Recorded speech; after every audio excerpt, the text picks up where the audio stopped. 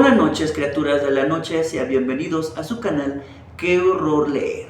Lo recibe su amigo y servidor Román Hernández, poeta de la noche.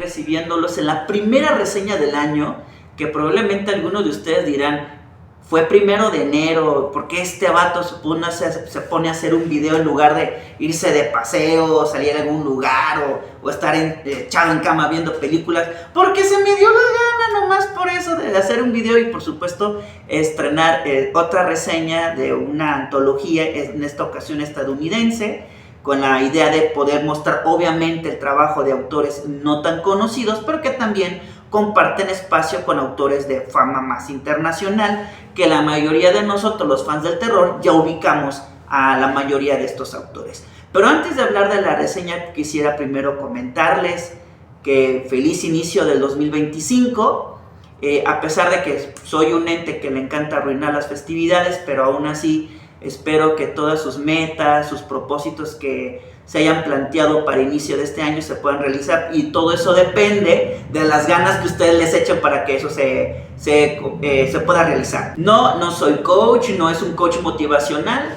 pero tampoco no es una cuestión de magia como para creer que el universo les va a conceder sus deseos. Por favor, bueno, para empezar, el universo ni siquiera es un ente, ni es un individuo, no tiene conciencia, no tiene pensamiento.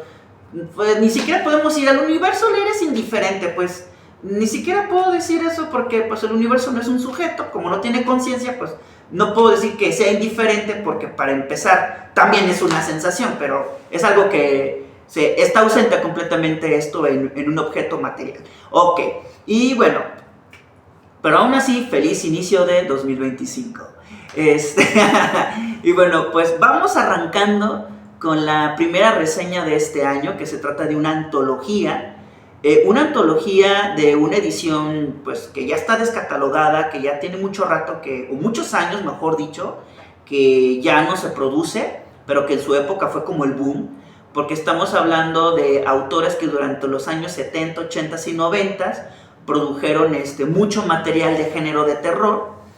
Y que, bueno, pues obviamente hubo un autor muy comercial que se debió a su éxito, que por eso se catapultó muchísimo la literatura de terror. Que pues no podemos dejar de reconocer su trabajo, pero bueno, aquí andamos. Y esta antología se titula simplemente Escalofríos.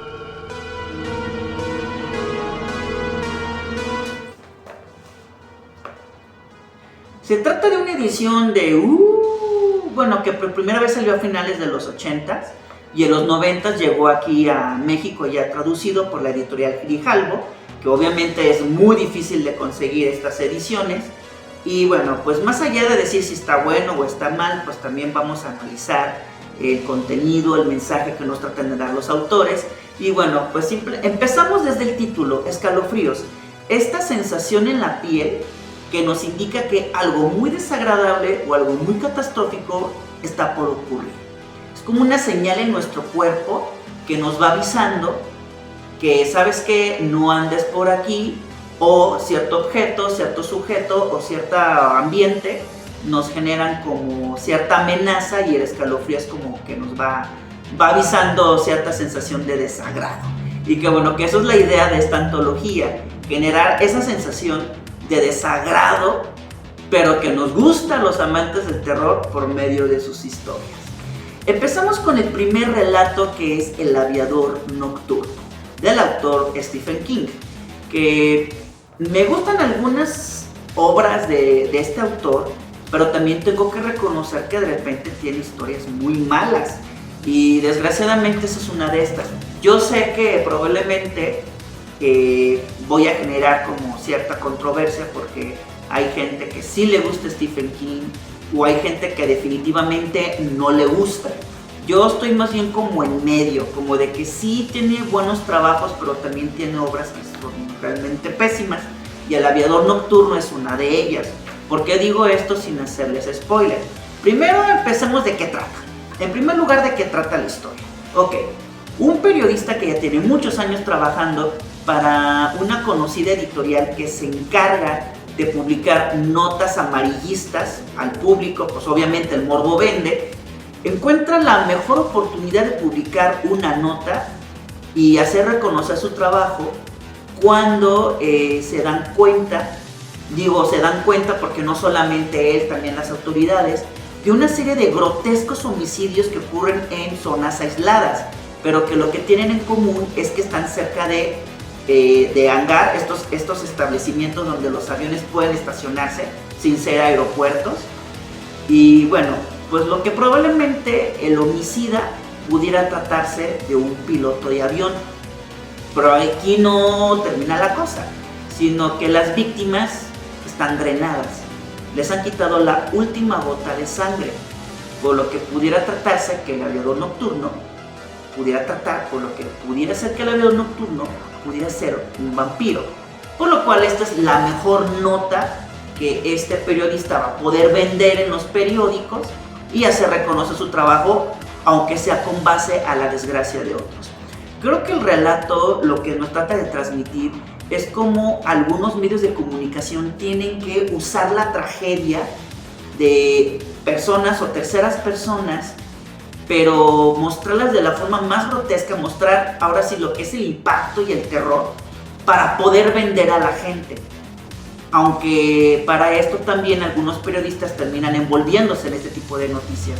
Por lo cual creo que es una manera de hacer crítica como en algunas poblaciones, sobre todo del país del norte, en donde pues el morbo vende, entonces donde este tipo de noticias tan exageradas, tan grotescas o tan explícitas es el principal medio de consumo de la gente, porque por más mala que sean este tipo de noticias, la gente no deja de consumirlo, porque pareciera que una parte de nosotros tiene un gusto por lo desagradable, entonces pues ahí entra en acción todo, y por supuesto como esto no va a generar dinero, y bueno, y sin ánimo de spoiler ni nada de eso, pero lo único que puedo decir es que a mí en lo personal la historia no me gustó para nada, porque lo que yo reconozco es que uno de los defectos de Stephen King es que una cosa es que te vaya preparando la ambientación para darte así de golpe de que mira, ahí tienes al monstruo y te lo voy a mostrar de la forma más impactante, o con algunas descripciones o cierto tipo de narrativa para que pueda generar cierta tensión en el lector. Pero de los defectos que tiene este autor es que de repente mezcla elementos no de humor, pero sí como un humor ciertamente exagerado o muy burdo. Es lo único lo que puedo decir, es como un humor muy burdo, en donde lo mezcla con escenarios aterradores y lo que termina haciendo es quitar la atención. Lo que te produces es como una sensación de... Es como escuchar un chiste de Franco Escamilla, la neta como que no te genera como te genera cierta incomodidad, más que nada eso. Y eso es algo muy común en este autor. Otra cosa es que la verdad, la idea de un vampiro volando un avión y aterrorizando en los hangares, no sé, la verdad como que... No sé, no digo que la narrativa, la descripción de los personajes esté mal, más bien como que la idea de un vampiro aterrorizando en una avioneta como que no sé, no me atrae la verdad. Se me afigura como estas películas series B, como tipo Sharknado o algo así, y es que hay que también reconocer que a Stephen King le gusta ese tipo de historias, y es lo que nos muestra. Pero yo sé que va a haber gente que puede ser que sí le gustó el relato, incluso también tengo que decir que tiene una adaptación fílmica que todavía no he visto por el momento, por lo que les puedo compartir. Yo sé que esto se puede contradecir un poco con lo que dije al principio del video, decir, es que no más se trata de decir si me gusta o no me gusta, pero tenía que comunicar que la verdad el relato, pues sí me generó como cierto disgusto. De hecho, desde leer el título al aviador nocturno como que no me atrajo para nada. Pero bueno, ponga usted una mujer en la mesa, que es el segundo relato del autor Paul Haussel, que bueno, en cuestiones de géneros de terror, Paul Haussel no es muy conocido. Si acaso en Estados Unidos sí es muy conocido, pero aquí en México casi nadie conoce su trabajo, muy pocos lectores lo ubican. En este relato de Ponga usted una mujer en la mesa, es un relato de humor negro, pero con elementos algo muy grotescos. en donde vemos como una candidata para un puesto muy importante para una empresa tiene que reunirse, ahora sí como con los, ni siquiera son godines, lo que me acuerdo son como jerarcas dentro de la empresa, con los que tiene que reunirse con ellos para ganarse su consentimiento y poder obtener el puesto, pero pues las cosas no saldrán como ella lo espera. Y probablemente algunos estarán pensando que el título suena como un poco machista. Por un lado sí, porque pareciera que aquí la mujer termina siendo un objeto, pero no solamente un objeto sí un objeto de consumo, pero de consumo literal, donde vemos por ejemplo la voracidad de ciertas industrias o empresas, en donde la gente con tal de tener una vida más cómoda, más sobresaliente, pues tiene que exponerse a situaciones realmente que pueden poner en riesgo su vida, tanto su salud como su salud mental como la salud física, para poder encajar en un ambiente laboral donde pues, pueden comer. El beso sangriento es el tercer relato que no puedo decir como que me gustó completamente, pero tampoco me desagradó. Se me hizo muy interesante cómo este relato juega mucho con la narrativa. Se me hizo muy creativo esta cuestión. ¿En qué consiste? Para eso tendría que explicar de qué trata el relato sin hacerles spoilers. En El beso sangriento tenemos a una joven guionista ya experimentada que está escribiendo el próximo guión que se llama La reina de los zombies. Y aquí empieza lo creativo, porque lo que hace el autor Dennis es crear dos narrativas en una misma historia. Por un lado, una metaficción en donde La reina de los zombies pues trata justamente de una chica que es actriz y está trabajando para una película de horror de bajo presupuesto titulada La reina de los zombies, en donde va a tener un amorío con alguien de la producción.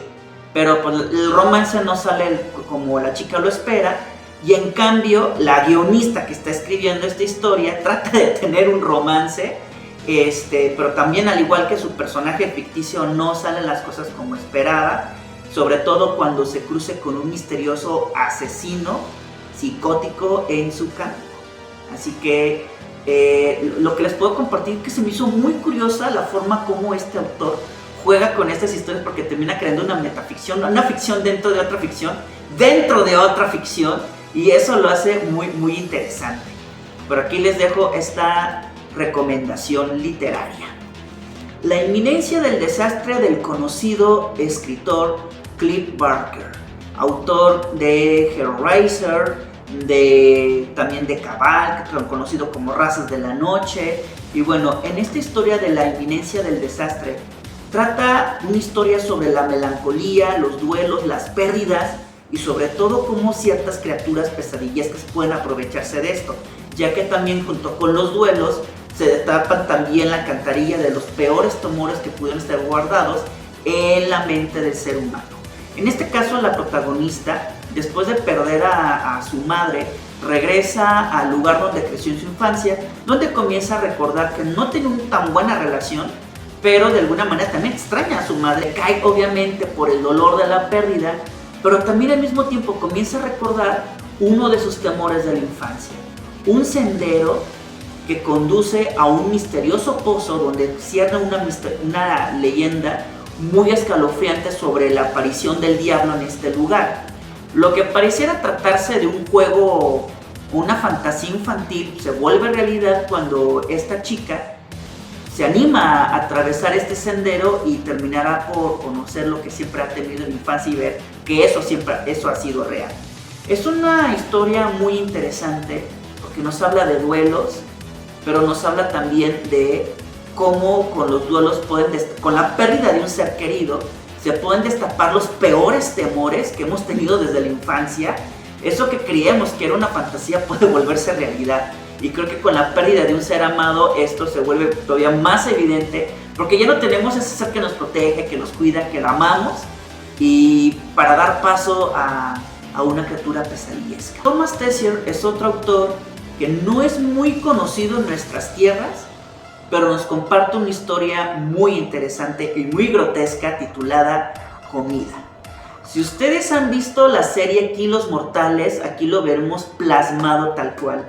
cuando vemos que un hombre ya de la tercera edad termina enamorado de una mujer con sobrepeso, inmovilizada, que no deja de comer, pero que a través de esta historia nos habla cómo los excesos, la falta de límites, nos puede llevar a ser el peor monstruo y no solamente incomodarnos, sino también generar terror.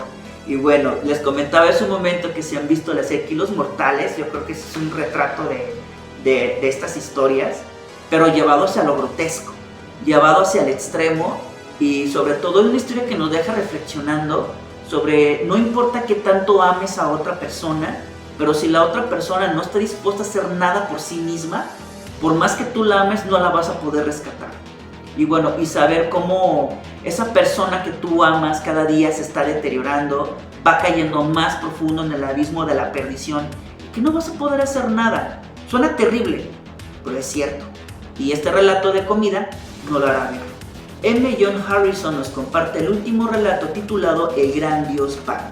Un relato que se inspira en la historia de Arthur Machen, El Gran Dios Pan, pero que las tramas son completamente distintas. En este caso, el relato, la narrativa sí es algo muy confusa. Yo tuve que leerlo 2 veces porque la verdad como que no le había agarrado la onda. También hay que reconocerlo, de repente sí hay lecturas que cuesta mucho trabajo como entenderle y uno tiene que darle una releída, incluso hasta 3 veces para saber qué es lo que rayos está pasando.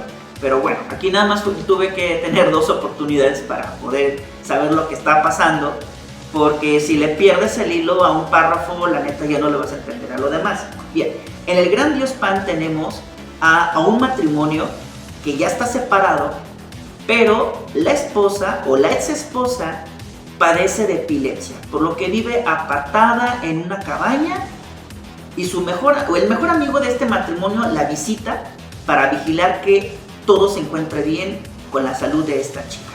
Porque, bueno, ni siquiera tan chica, ya es una persona más grande de edad, creo que ronda como entre los 40 años.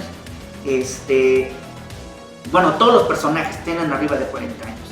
Pero lo que pasa es que al momento que este personaje va a visitar a su amiga, también recordarán un secreto del pasado en el cual estos 3 están envueltos, con un cuarto personaje que está ausente físicamente, pero presente en la vida de estos 3, y que tiene que ver con un experimento del que no se dice mucho, pero que los resultados siguen vigentes.